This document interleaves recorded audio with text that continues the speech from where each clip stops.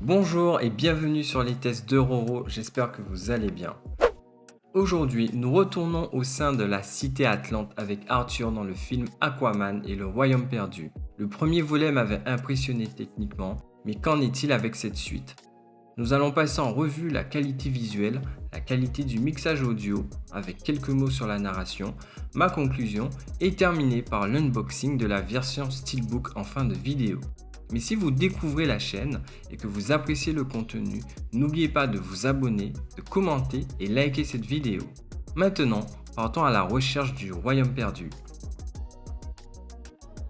Côté visuel, Aquaman 2 est distribué par la Warner Bros. Le ratio de l'image est au format 1,78.1 et contrairement au premier, l'intégralité du film est présentée dans son ratio IMAX. Et c'est tant mieux, car le spectacle visuel est à la hauteur du support. Les images sont très belles, affichant netteté et détail. Surtout que le film ne se déroule pas uniquement en milieu aquatique, mais aussi dans le désert, la forêt luxuriante et la ville. À travers tous ces décors, on se prend régulièrement une claque tant c'est rempli de détails à chaque coin de l'écran.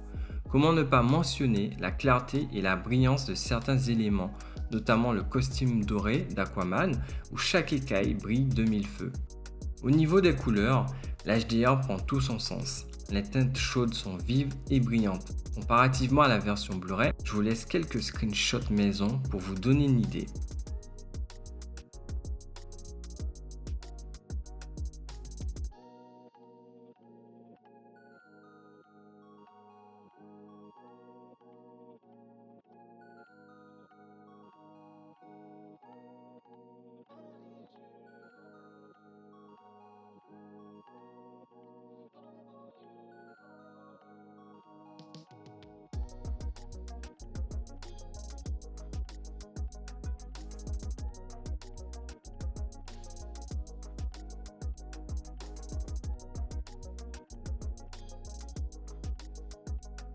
Au vu du spectacle visuel, je ne saurais que vous suggérer de privilégier la version 4K HDR, même si celle en 1080p est de très bonne facture.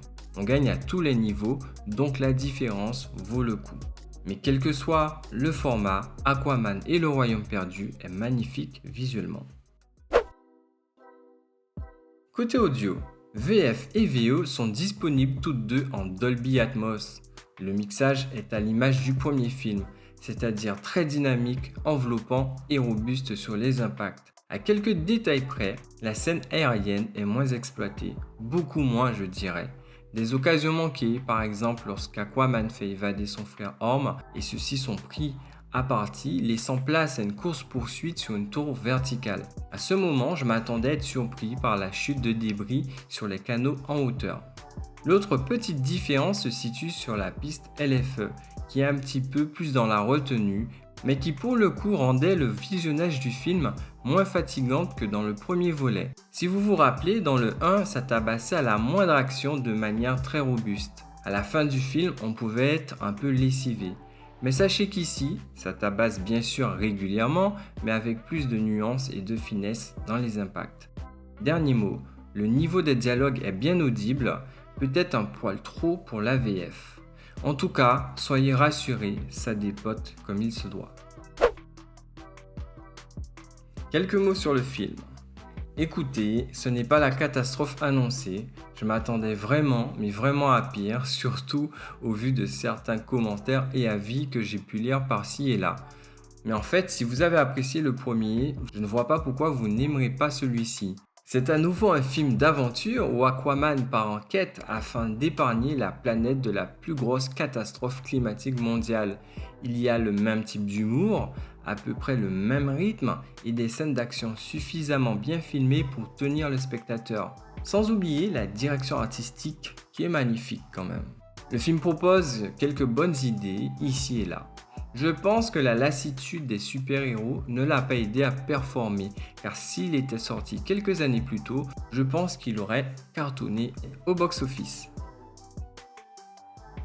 En conclusion, difficile de ne pas être séduit par les performances visuelles et sonores d'Aquaman, le Royaume perdu. Et à l'instar du premier, c'est un top démo. Seule la narration pourrait être véritablement son talon d'Achille. Pour le reste, c'est top. Je vous laisse maintenant découvrir l'unboxing du steelbook que j'ai trouvé visuellement pas mal, surtout au verso.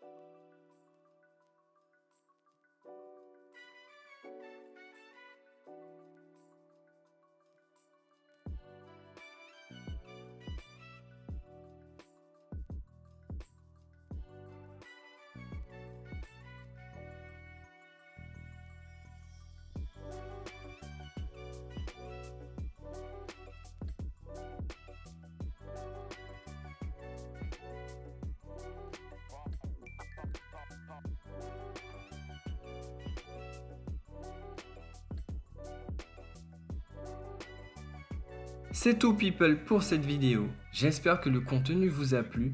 Maintenant vous, qu'avez-vous pensé de ce film? Laissez-moi vos avis dans la zone commentaire. Et bien sûr, likez la vidéo, abonnez-vous et moi je vous dis à bientôt pour de prochains contenus.